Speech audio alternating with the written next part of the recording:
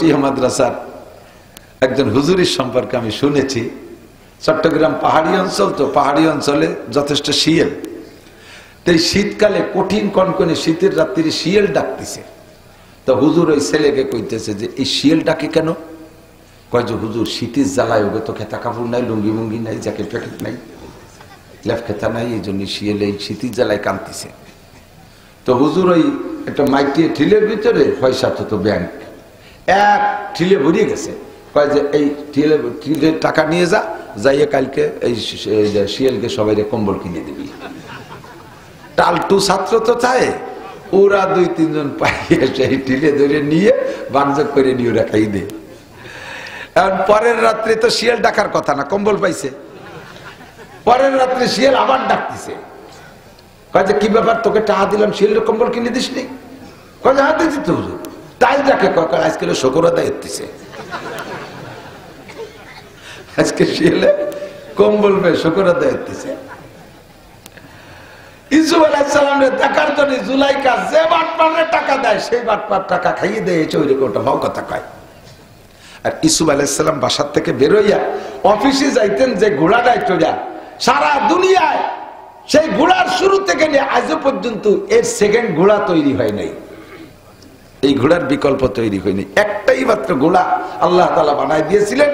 ওই ঘোড়াটা যখন এমনি থাকতো, স্বাভাবিক শ্বাস প্রশ্বাস, যখন ইউসুফ আলাইহিস সালাম পিঠের উপরে বসতেন সওয়ার হওয়ার জন্য, দৌড়ানোর জন্য, তখন ওই ঘোড়াটার নাক দিয়ে একটা আওয়াজ বের হতো, 3 মাইল দূর থেকে শোনা যেত। আমাদের নেতারা আসে, দেখেন না নেতারা, নেতাকে গাড়ি দিয়ে ইউসুফ আলাইহিস সালামের ঘোড়ার শব্দ বাইর হয়, কু কু কু কু করতে চায়। আল্লাহু আকবার। লেখার কেসে রাজা বাদশারা নিজেদের পরিবারের বাঁচানোর জন্য কৌশল করে ইউসুফ আলাইহিস সালামের জেলে দিয়ে দিয়েছে। জেলে দেওয়ার পরে কিছুদিন পর ইউসুফ আলাইহিস সালামের রূপ, চেহারা, আমল, আখলাক, চাল চলন, উঠা বসা, অল এভরিথিং দেখা জেলখানার যুবকরা, বুড়োরা এসে কয় আমার সাথে একটু দোস্ত পাতাবেন। এই দোস্ত পাতানোর হিড়িক পড়ে গেছে, আমি আপনারে ভালোবাসি, আই লাভ ইউ, আমি আপনাকে ভালোবাসি। তো ইউসুফ আলাইহিস সালাম কয় আর কেউ আমারে ভালোবাসো না, আর ভালোবাসার দরকার নেই। ছোটবেলায় মা মরে গেছে, ফুবুর কাছে লালিত পালিত হয়েছি, ফুবু আমার এরকম ভালোবাসত।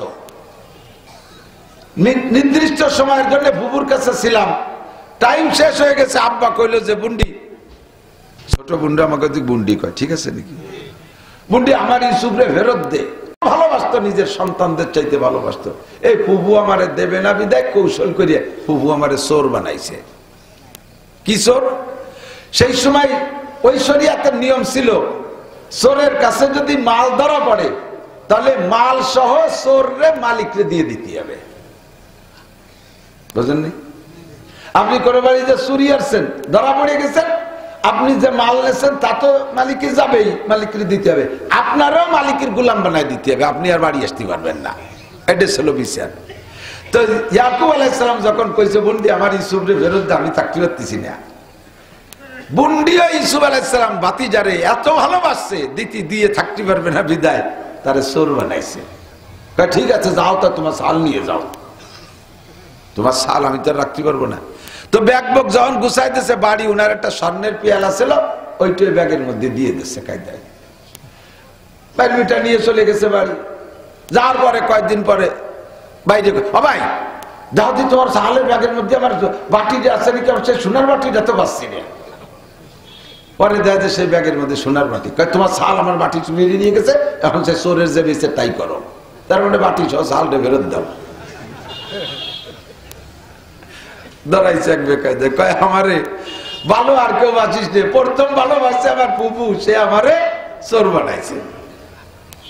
তারপরে ভালোবাসছে আমার আব্বা, আব্বা ভালোবাসার কারণে ভাইরা আমারে মারার জন্য কূপের মধ্যে ফেলাইছে, 2 নম্বর ভালোবাসা। 3 নম্বর ভালোবাসছে আমারে জুলাইখা, ওর ভালোবাসার কারণে আজকে আমি জেলে। তোরা আর কেউ ভালোবাসিস না, পরে ভাসি হয়ে যাবানি, আর আমার ভালোবাসার দরকার নেই। আল্লাহু আকবার। সময় মতো আল্লাহ তাআলা কুদরতি কায়দা ইউসুফ আলাইহিস সালামকে বের করে দিয়েছে। আমার ওয়াজ কিন্তু অন্যদিকে এসে গেল, বক্তাকে সিস্টেম খারাপ লাগতেছে নি, বলতে গেলেই ভালো লাগে। তো ইউসুফ আলাইহিস সালাতু ওয়াস সালাম পরবর্তীতে যখন বের হলেন, তো লম্বা কিসসা, বের হইছেন উনি সর্বপ্রথম খাদ্যমন্ত্রী হইয়া, কি মন্ত্রী? খাদ্যমন্ত্রী হয়ে বেরিয়েছে।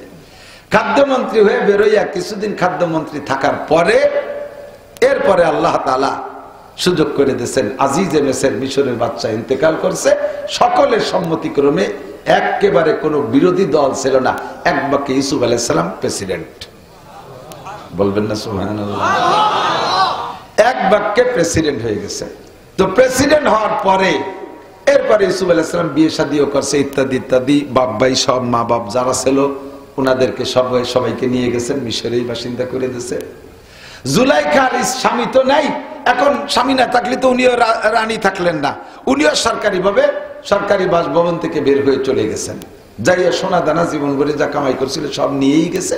যাইয়া একটা ঘর বিল্ডিং বানাইছে সুন্দর করে, সেখানে বসবাস করতে করতে করতে করতে দীর্ঘদিন বসবাস করতেছে। এর মধ্যে আর ইউসুফ আলাইহিস সালামের সাথে যোগাযোগ নাই, কিন্তু সারাটা জীবন ইউসুফ আলাইহিস সালামের জন্য কাঁদতে আছে। আল্লাহ কি দেখলাম, কি পাইলাম না, কি হাতে করে পালিয়ে বুঝে ছুটে গেল, স্বামীও চলে গেল, ইউসুফরেও পেলাম না। এই ইউসুফের জন্য কাঁদতে কাঁদতে চোখের পাওয়ার শেষ, কিচ্ছু দেখে না, বুড়ি হয়ে গেছে, চোখের উপরের এই পুতুলিটা ঝুলিয়ে এই পর্যন্ত এসে চোখ ঢেকে গেছে। চামড়া সুন্দরী মহিলা, স্বাস্থ্য ভালো, শুকিয়ে গেছে, চামড়া গরুর গলার মধ্যে ঝুলিয়ে গেছে, সবকিছু শেষ, কুজো হয়ে গেছে। কেউরে পাইলেই তারে কয়, তোরা কি আমার একটু ইউসুফের সাথে সাক্ষাৎ করে দিতে পারিস? কয় যে কি দেবেন? কয় যে যা আসাস তাই দেবো, এই নে টাকা নে। সে টাকা নিয়ে খাইয়ে দিয়ে চলে যায়, আর ইউসুফের সাথে যোগাযোগ করে না। আমাকে চট্টগ্রাম পটিয়া মাদ্রাসার একজন হুজুরের সম্পর্কে আমি শুনেছি। চট্টগ্রাম পাহাড়ি অঞ্চল, তো পাহাড়ি অঞ্চলে যথেষ্ট শিয়াল। তো এই শীতকালে কঠিন কনকনে শীতের রাত্রি শিয়াল ডাকতেছে। তো হুজুর ওই ছেলেকে কইতেছে যে এই শিয়াল ডাকে কেন? কয় যে হুজুর শীতের জ্বালায় ওকে তো খেতা কাপড় নাই, লুঙ্গি মুঙ্গি নাই, জ্যাকেট ফ্যাকেট নাই, লেফ খেতা নাই, এই জন্য শিয়াল এই শীতের জ্বালায় কাঁদতেছে। তো হুজুর ওই একটা মাইটিয়ে ঠিলের ভিতরে পয়সা তো ব্যাংক এক ঠিলে ভরিয়ে গেছে। কয় যে এই ঠিলের টাকা নিয়ে যা, যাইয়ে কালকে এই শিয়ালকে সবাই কম্বল কিনে দিবি। টালটু ছাত্র তো চায়, ওরা 2-3 জন পাইয়ে সেই ঠিলে ধরে নিয়ে বাগযোগ করে নিয়ে ওরা খাই দে। আর পরের রাত্রে তো শিয়াল ডাকার কথা না, কম্বল পাইছে। পরের রাত্রে শিয়াল আবার ডাকতেছে। কয় যে কি ব্যাপার, তোকে টাকা দিলাম, শিয়ালের কম্বল কিনে দিস নি? কয় যে হাতে দিতে হুজুর। তাই ডাকে, কয় আজকে শুকর আদায় হতেছে, আজকে শিয়ালে কম্বল পেয়ে শুকর আদায় হতেছে। ইউসুফ আলাইহিস সালামের দেখার জন্য জুলাইখা যে বাটপারে টাকা দেয়, সেই বাটপার টাকা খাইয়ে দেয়, চৈরিকে ওটা ভাও কথা কয়। আর ইউসুফ আলাইহিস সালাম বাসার থেকে বেরোইয়া অফিসে যাইতেন যে ঘোড়াটায় চড়া, সারা দুনিয়ায় সেই ঘোড়ার শুরু থেকে নিয়ে আজও পর্যন্ত এর সেকেন্ড ঘোড়া তৈরি হয় নাই, এই ঘোড়ার বিকল্প তৈরি হয়নি। একটাই মাত্র ঘোড়া আল্লাহ তাআলা বানাই দিয়েছিলেন। ওই ঘোড়াটা যখন এমনি থাকতো, স্বাভাবিক শ্বাস প্রশ্বাস, যখন ইউসুফ আলাইহিস সালাম পিঠের উপরে বসতেন সওয়ার হওয়ার জন্য, দৌড়ানোর জন্য, তখন ওই ঘোড়াটার নাক দিয়ে একটা আওয়াজ বের হতো, 3 মাইল দূর থেকে শোনা যেত। আমাদের নেতারা আসে, দেখেন না নেতারা, নেতাকে গাড়ি দিয়ে ইউসুফ আলাইহিস সালামের ঘোড়ার শব্দ বাইর হয়, কু কু কু কু করতে চায়। আল্লাহু আকবার। ইউসুফ আলাইহিস সালামের এই ঘোড়ার আওয়াজ 3 মাইল দূরত্বে শোনা যাইতো। তো জুলাইখা লাস্টে নিজের ঘর বাড়ি ফেলাইয়া রাস্তার পাশে, যেই রাস্তা দিয়ে ইউসুফ আলাইহিস সালাম যায়, সেই রাস্তার পাশে একটা সাবলা বাঁধে ওই জায়গা অপেক্ষা করতেছে যে ইউসুফ এখান দিয়ে যায়। বিয়ে তো আর হবে না, এখন যে চেহারা আমার যা অবস্থা হয়ে গেছে, ইউসুফ তো আর আমার বিয়ে করবে না। তো ইউসুফরে যদি মারার আগে একটা নজর দেখতে পারতাম, বাটপাড়া তো সব টাকা পয়সা খাইয়ে শেষ করে বেলাইছে, কারণ আমার পয়সা করিও কিছু নেই, শেষকালে দেখি নিজের চেষ্টায় পারি নাকি। এইভাবে যাইয়ে ওখানে বসে অপেক্ষা করে। আর ওই মূর্তিটা সেটা সাথে আছে, দিন রাত বলে সনাম সনাম সনাম সনাম সনাম আরিনি ইউসুফ, সনাম আরিনি ইউসুফ। সনাম মানে মূর্তি, দেবতা। ও দেবতা, আমার একটু ইউসুফের সাথে সাক্ষাৎ করাই দাও। আজকে সনামের পার পড়িয়ে পূর্ণ সিজদা করে কান্নাকাটি করে বেরিয়েছে, সনাম আজকে যদি ইউসুফরে তুই দেয়াতে না পারিস, তাহলে তোরে আমি শেষ করে ফেলে দিই, তোর সনামগিরি আমি ছুটে ফেলবো। আজকে সনামের কাছে সম্পূর্ণ প্রণাম করে টরে যাইয়া ইউসুফ আলাইহিস সালামের দেখার জন্য রাস্তায় গেছে। এই মাত্র 2 মিনিট আগে ইউসুফ চলে গেছে। ইউসুফ কইতে চলে গেল, দুঃখী জ্বালায় বাসে না। এতদিন যারা ইবাদত করছে দৈরিত তারা সর্দি ফেলাই দিতে পারে না। আগামীকালকের সিদ্ধান্ত নেছে তাহলে এই সনামবাদ ইউসুফ যার ইবাদত করতো ওই যে আমার সে ঘরের মধ্যে কইছিল, আজকে তার কাছে একটু কয়ে দেখি দেখা করাই দেখি। আজকে সিজদায় পড়ে বলতেছে রব্বি ইউসুফ, রব্বি ইউসুফ আরিনি ইউসুফ, ও ইউসুফের রব তুমি আমার একটু ইউসুফের সাথে দেখা করাই দাও। আল্লাহর কাছে কান্নাকাটি কইরা জুলাইখা ঘর থেকে বেরোইয়া রাস্তায় যখন গেছে ইউসুফ আলাইহিস সালাম ওই মুহূর্তে আসছে, হাত ছানি দিয়ে দাঁড় করছে। ইউসুফ আলাইহিস সালাম চেনে নাই যে জুলাইখা, হাত ছানি দিয়েছে। ইউসুফ আলাইহিস সালাম দাঁড়িয়ে গেছেন, দাঁড়ানোর পরে বলছে চোখে তো দেখে না, আনতা ইউসুফ, আপনি কি ইউসুফ বাদশা? কলা নাম, জি আমি ইউসুফ বাদশা। আনজিল শাইয়ান, এই ঘোড়াতে একটু নামতে হবে। একজন বুড়ি মহিলা রাজাকে বলে ঘোড়াতে নামতে হবে। রাজা যদি আমাদের রাজার মতো হইতো, বুড়ির উপর দিয়ে ঘোড়া চালাই দিয়ে দৌড়াই চলে যেত, ঠিক না? রাজা তো এই রাজা না, রাজা তো আল্লাহর হাতে বানায় রাজা। ইউসুফ আলাইহিস সালাম ঘোড়া থেকে নামে আইসে কয়, বলেন কি জন্য আমাকে নামাইলেন? আমি তো অফিসে যাব। আবার জুলাইখা তাহকিক করে জেনে নেন, আনতা ইউসুফ নবিউল্লাহ, আপনি কি আল্লাহর নবী ইউসুফ? সেই নবী, সেই ইউসুফ? কলা নাম, আমি সেই ইউসুফ। আপনি যদি আল্লাহর নবী ইউসুফ হন তাহলে আপনার আল্লাহ আপনার কথা শুনবে। আমি আজকে আপনার আল্লাহর দোহাই দিয়ে আসছি, আপনার আল্লাহর কাছে প্রার্থনা করে আসছি, বিদায় সাক্ষাৎ পাইছি। আজকে 80-90 বছর সনামের পূজা করি, গতকাল সনামের পায়ে ধরে কান্নাকাটি করে এসে আপনার দেখা পাই নাই। আজকে আপনার রবকে বলে আসছি, আপনার সাথে দেখা পাইছি, আপনার রব কথা শুনে। আপনি যদি সেই ইউসুফ হয়ে থাকেন, আপনার রবকে বললে আপনার দোয়া কবুল করবে। আমার আপনার কাছে 3টে দাবি, আপনি কি একটু আপনার রবের কাছে বলবেন? বলেন 1 নম্বর দাবি কি? 1 নম্বর দাবি হলো আমি আপনাকে দেখার জন্য জায়গা জমি ঘর বাড়ি সব ফেলাইয়া এই রাস্তার পাশে সাবলা বান্ধা এই জায়গা আমার অর্থ সম্পদ সব করে পেশেষ করে বেলাইছি। রাস্তায় রাস্তায় ঘুরি একটা নজর দেখবো। সাক্ষাৎ পেয়েছি কিন্তু আমার চক্ষু নেই, আমার চোখের পাওয়ার শেষ, আমার চোখটা ঝুলে চলে আসছে। আপনি যদি মালিকের কাছে দোয়া করেন, আল্লাহ আমার চক্ষু দুটোকে 40 বছর বয়সের আগে যেমন পাওয়ার ছিল ওই রকম পাওয়ার আমার চোখে দিয়ে দিতে পারে, আপনার একটু পরাণ করে দেখবো। কান্তিছে আর জুলাইখা প্রস্তাব। ইউসুফ আলাইহিস সালাম কয়, আল্লাহ ইন্নাকা আলা কুল্লি শাইইন কাদির, তুমি কোনটাই অপারগ না, তুমি সবই করতে পারো। এই বুড়ির চোখ তুমি খুলে দাও, ও তোমার নবী ইউসুফকে দেখবে।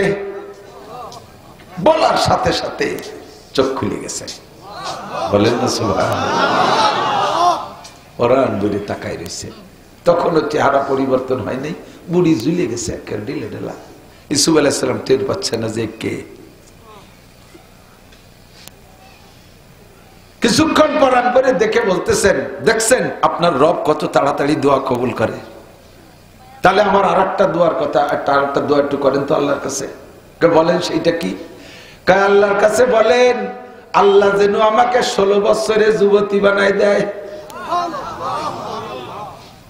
ইউসুফ আলাইহিস সালাম চিন্তা করলেন যে বুড়ো মানুষ, যৌবনের স্বাদ তো সবারই থাকে, ইয়াং তো সবাই হতে চায়, চাই না সবাই ইয়াং হতে জানে।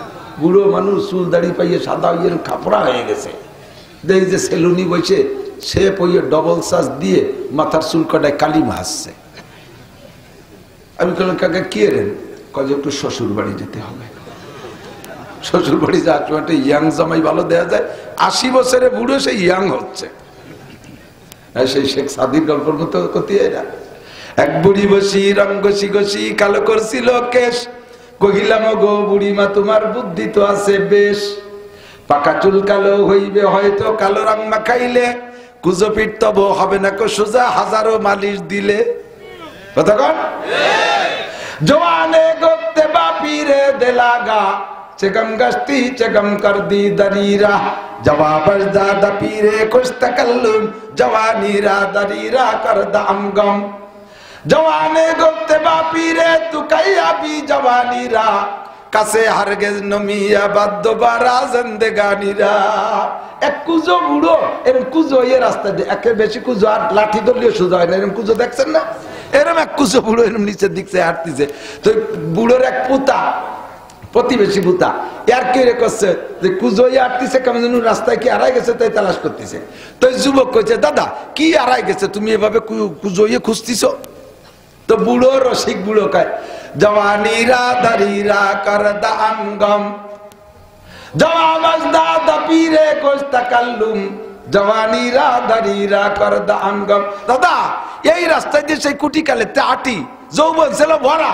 সেই যৌবন চান নাইজা সব ইস্যু হয়ে গেছে এই রাস্তায় তো মনে পড়ে গেছে তাই তালাশ করতেছি দেখি রাস্তা এই রাস্তায় দিয়ে এইটা আমার যৌবন শেষ হয়েছে কোন জায়গা কোন মাটির তলে ধুলোর তলে ইটির তলে পড়ে রয়েছে খুঁজতেছি যুবক এবার জবাব দেয় জওয়ানে গুপ্তে বাপীরে তু কাইয়া বি জওয়ানীরা কাছে হারগেজ নমিয়া বাদ দোবারা জিন্দেগানিরা যুবক পাগলামি করিস না ভালো করে মনে রাখ যুবক বুড়োরে কয় দাদা যৌবন যদি একবার হারিয়ে যায় কলকাতা হারবাল চায় না হারবাল ইন্ডিয়া হারবাল কোনো মাল খাইয়ে কামায় না একবার যদি যৌবন চলে যায় দ্বিতীয়বার ফিরে আসে না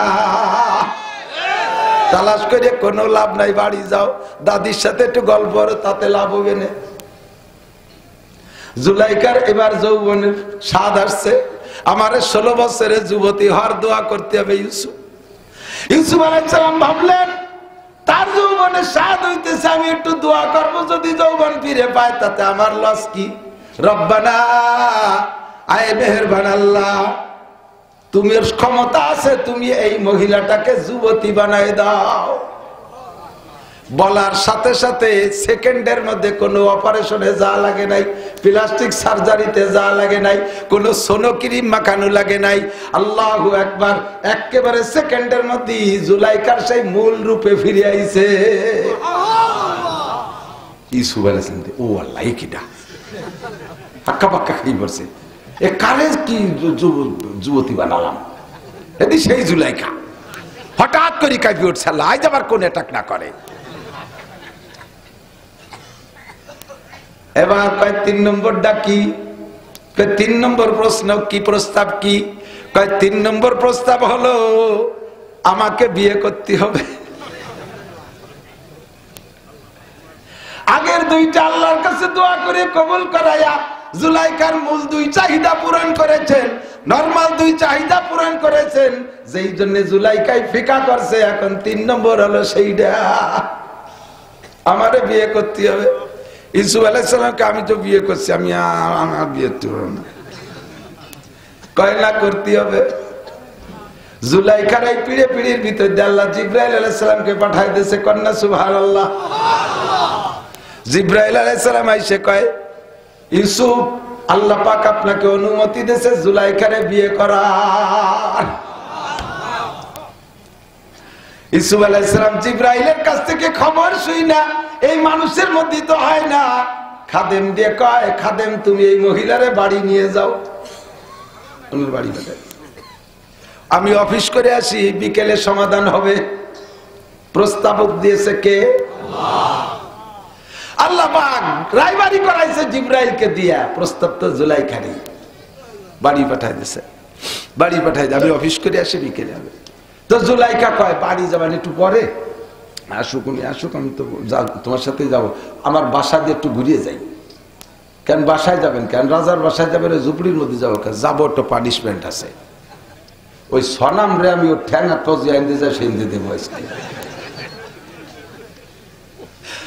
রুমি যাইয়ে ঠ্যাং দৌড়িয়ে পাথরের সাথে দমা দম পানি এখন তো গায়ে শক্তি হয়েছে যুবতী শয়তান 90টা বছর তোর পিছনে কাঁদছি আমার ইউসুফের সাথে তুমি দেখা করতে পারলি না আর ইউসুফের রবকে একবার বলছি দেখা তো করাই দিয়া আমার যৌবন ফিরে দিয়েছে চক্ষু ফিরিয়ে দিয়েছে তোর দ্বারা কিছু সম্ভব না। ওয়া ইয়াসলুবুহুমুয যুবাবু শাইআন লা ইয়াস্তানকিযুহু মিনহু যাওফাত তালিব ওয়াল মাতলুব। আরে তুই এত দুর্বল, এত দুর্বল, আমি তোরে ভাঙ্গে হাত পা গুলো গুলো করে ফেলাই। আমি এতদিন ইবাদত করেছি, আমি ছিলাম বান্দা আর তুই ছিলি মাবুদ। আজকে মাবুদের হাত পা ভাঙ্গে গুলো গুলো করি আমি বান্দা হইয়া, আমার একটা লোমেও তুই হাত দিতে পারিস না। তোর নাক মুখ চোখ কান যদি মশা মাছিতে খুলেও নিয়ে যায়, প্রতিবাদ করতে পারিস না। আমি এতদিন ভুলের মধ্যে ছিলাম, আল্লাহ আমারে হিদায়াত দিয়েছে, তোরে আমি জাহান্নামে পাঠাই দিই, তারপরে ইউসুফের বাড়ি যাব। ওইটারে ভাঙ্গে গুলো গুলো কইরা এরপরে ইউসুফের বাড়ি গেছে। রাতের বেলা ইউসুফ আলাইহিস সালাম বাসায় আইসা নিয়মতান্ত্রিক বিয়ে করে নিয়েছে। আল্লাহর এমন কুদরত আর কারিশমা, ইউসুফ আলাইহিস সালামের আরো স্ত্রী ছিল, তাদের কাহারো থেকে কোনো সন্তান হয় নাই। এই জুলাইখারে যুবতী বানাই দিয়ে বিয়ে করার পরে এই জুলাইখার ঘরে আল্লাহ তাআলা সন্তান দিয়েছে। সেই সন্তানের ভিতরে একটা সন্তানের নাম হলো রহিমা। কি নাম? এই রহিমা কে? হযরত আইয়ুব আলাইহিস সালামের স্ত্রী লাইয়া বিনতে মানসা ইবনে ইউসুফ। লাইয়া বিনতে মানসা ইবনে ইউসুফ, ইউসুফ আলাইহিস সালামের ছেলের নাম মানসা, তিনিও নবী ছিলেন। মানসার মেয়ের নাম হলো লাইয়া, এই লাইয়ার অপর নাম হলো রহিমা। এই রহিমাকে আবার বিয়ে করাইছে আইয়ুব আলাইহিস সালামের সাথে। সে জায়গা যাই আবার আরেক আজীব ঘটনা আইয়ুব আর রহিমার, লম্বা কিসসা, সেদিন যাব না। আল্লাহু আকবার। তো দোস্ত, আল্লাহ তাআলা চরিত্রকে হেফাজত করেছেন, এইটাই বলতে যে লম্বা করে ফেলাইছি। কষ্ট হয়েছে নাকি আপনাদের? আল্লাহু আকবার। ইউসুফ আলাইহিস সালামকে আল্লাহ তাআলা ওখান থেকে বাঁচাইছে।